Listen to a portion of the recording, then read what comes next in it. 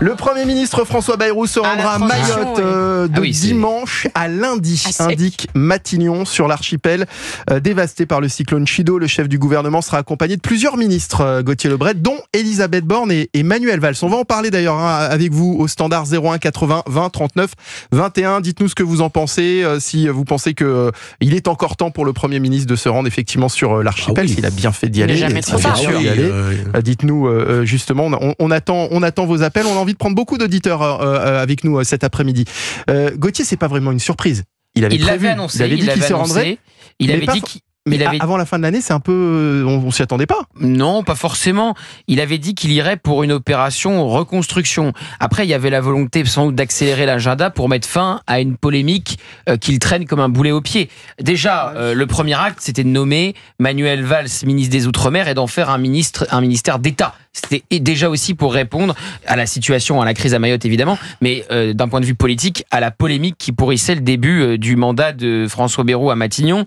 Très succinctement, on peut rappeler quand même l'épisode. Il va à Pau plutôt qu'à la cellule de crise interministérielle sur Mayotte. On a l'impression qu'il n'assimile pas Mayotte au territoire national, expliquant que le président et le Premier ministre ne peuvent pas être absents du territoire national. En même temps, ça tombe bien, Mayotte c'est la France, Mayotte c'est le territoire national. Je vous rappelle qu'en début de semaine, on était encore sur une polémique là-dessus, puisque le gouvernement a été annoncé le jour du deuil national pour Mayotte à 18h45. Nouvelle règle maintenant, une journée de deuil, ça s'arrête à 18h.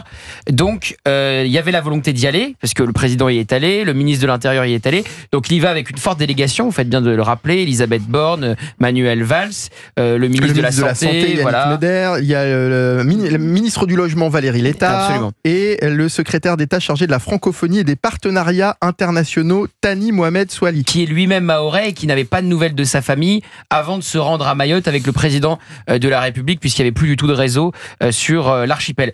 Ce qui sera intéressant politiquement de regarder, déjà c'est le premier déplacement évidemment important de François Bayrou depuis qu'il est à Matignon, mais c'est surtout, vous savez que François Bayrou a promis de reconstruire en 2 ans, lâchant comme ça un peu cette date butoir de 2 ans. Donc on va voir s'il continue sur ces 2 années quand il va à Mayotte. Et ensuite, il s'est sans doute trop avancé sur le bilan humain. Le relativisant un peu, disant ce ne sera pas les milliers de morts que certains ont annoncé. On a découvert... Il a dit ça, oui, l'autre jour sur une chaîne info.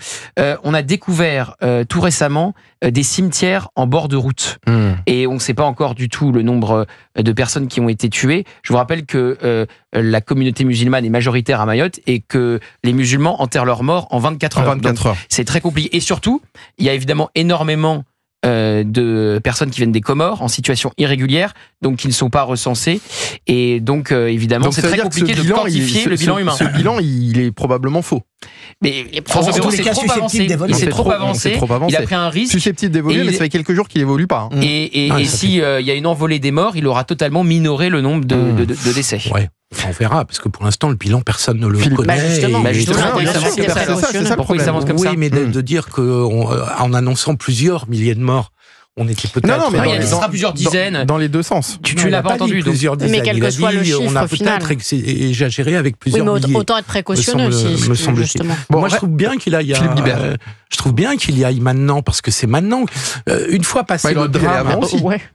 Oui, mais enfin, je pense que c'est paradoxalement plus utile qu'il y aille maintenant pour s'assurer du suivi, des secours et des débuts de la reconstruction que d'y aller juste après le président de la République. Je trouve que c'est plus utile que l'État soit présent dans un moment où il faut vraiment commencer à reconstruire cette île que d'y aller purement pour la com, juste au moment du drame ou juste après le président de la République. Vous avez raison, mais il faudra y aller aussi. Mais il faudra y aller aussi dans la durée. C'est-à-dire que là, il y va une fois, c'est très bien. Il faudra y aller régulièrement pour.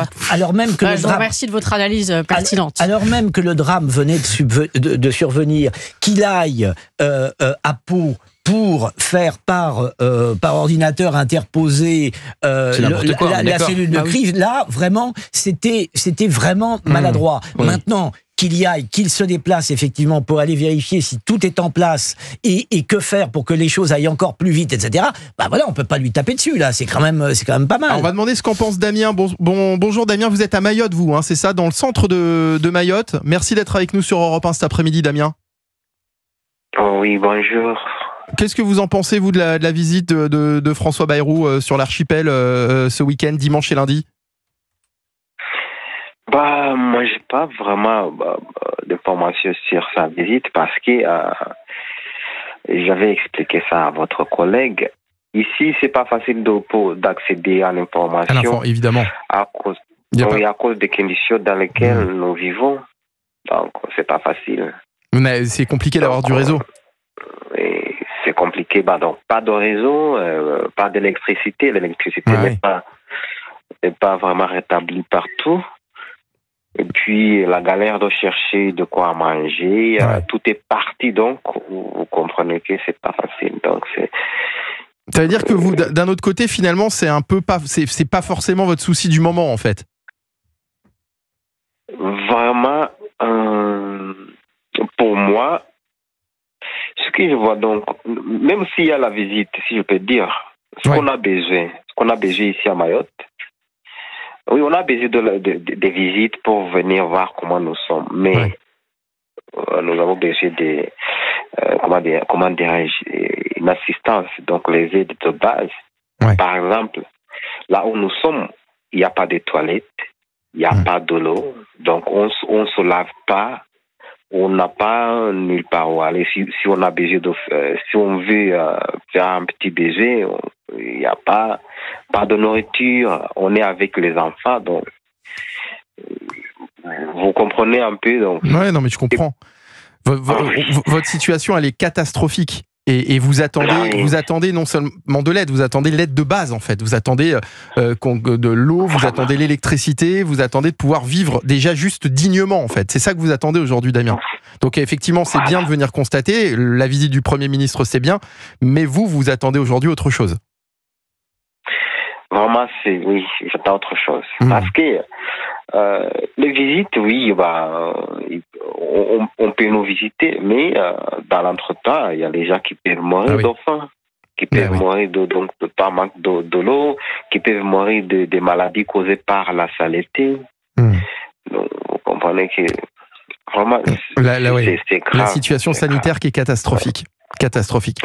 Merci Damien d'avoir témoigné sur Europe 1 cet après-midi. Merci à vous. Alors il y a une autre personne que je voulais avoir en ligne cet après-midi qui est avec nous et qu'on va accueillir. C'est Olivier d'Artigol. Olivier d'Artigol. Je voulais vraiment l'appeler cet après-midi. Bonjour Olivier. Bonjour Olivier. Est-ce que vous pouvez nous expliquer, Olivier, d'abord, est-ce que vous passez de bonnes vacances? Ça va, là, j'avais un peu coupé et comme je savais qu'on allait m'appeler, j'ai donc voulu être professionnel et donc suivre le début de l'émission. J'ai quelques commentaires à faire d'ailleurs sur le début de l'émission. Est-ce que je peux poser une question, Olivier? Non, écoutez d'abord les commentaires. Alors allez-y. Non mais d'abord, j'avais passé un début de journée plutôt agréable, en effet, avec un échange très direct avec le Premier ministre, mais Arrivé à Paris, j'ai constaté sur un site de revente de cadeaux de Noël que la biographie de Henri IV, très récente, qui fait autorité, avec un travail académique très apprécié que j'ai offert à Gauthier pour son Noël, il avait au pied du sapin, annoté de ma main pour mieux lui faire comprendre la psychologie de François Bayrou. J'ai retrouvé ça sur un site de revente. Le fait que j'ai signé de ma main une petite notice d'explication de la psychologie de Bayrou a fait baisser le coût de livre d'au moins 5 €. Donc je m'interroge. Je voulais vous féliciter. Le jour où tu me feras un cadeau, Olivier, je le garderai bien précieusement, mais je l'attends toujours. Alors attendez, il va dire quelque chose d'agréable.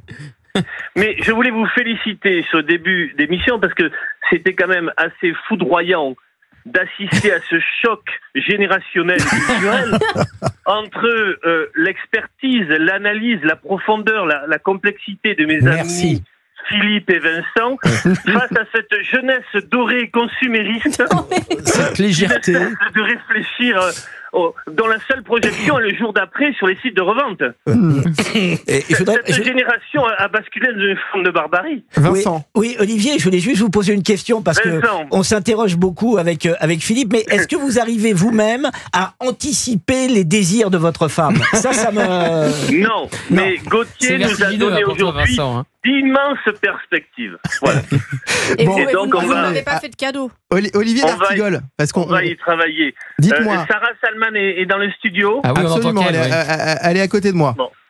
D'accord, parce que comme elle a des activités annexes, je vois que donc elle est très bien. Olivier D'Artigol, est-ce que vous pouvez nous expliquer comment est-ce que vous vous êtes retrouvé dans un avion avec François Bayrou? Nous sommes des territoires français, des provinciaux désolés par ce qu'on appelait naguère le désert français, mais les jeunes ne peuvent pas avoir cette référence-là. Nous, on comprend, que c'était Paris et le désert des provinces. Et donc, nous n'avons que peu de rotation aérienne. Il faut donc prendre l'avion de très bonne heure à Pau pour pouvoir être à Paris à une heure raisonnable. Et il y avait donc le Premier ministre dans ce vol de ligne. Je n'étais pas dans un Falcon. Vous n'étiez pas dans le jet du Premier ministre. Pas aujourd'hui. Pas aujourd'hui. Bon, et il vous a parlé de Mayotte un petit peu? Non, on a fait le point sur l'esprit de Noël. On a discuté des Pyrénées bleues selon la belle expression de Henri IV. On a échangé quelques recettes de cuisine traditionnelle concernant le Béarn. C'est intéressant. Sur la carbure, il y a plusieurs écoles en présence et donc il s'agit de bien choisir son camp. Donc la discussion a été légère, voilà, telle que on peut la voir entre deux Béarnais et Palois. Qui se connaissent depuis quelques années. Mais voilà. Nous n'avons pas parlé du blanc, du bleu, du rouge, comme le dit Cyril, sur cette tranche horaire. Vous étiez assis à côté dans cet avion, c'était fait exprès? Ou c'était... Est-ce que vous vous étiez concerté pour la prise de billets? J'avais pris un supplément fauteuil. Bon, Olivier D'Artigol, vous serez bien de retour le 6 janvier avec Cyril Hanouna, vous rentrez pas au gouvernement? Ah non. Je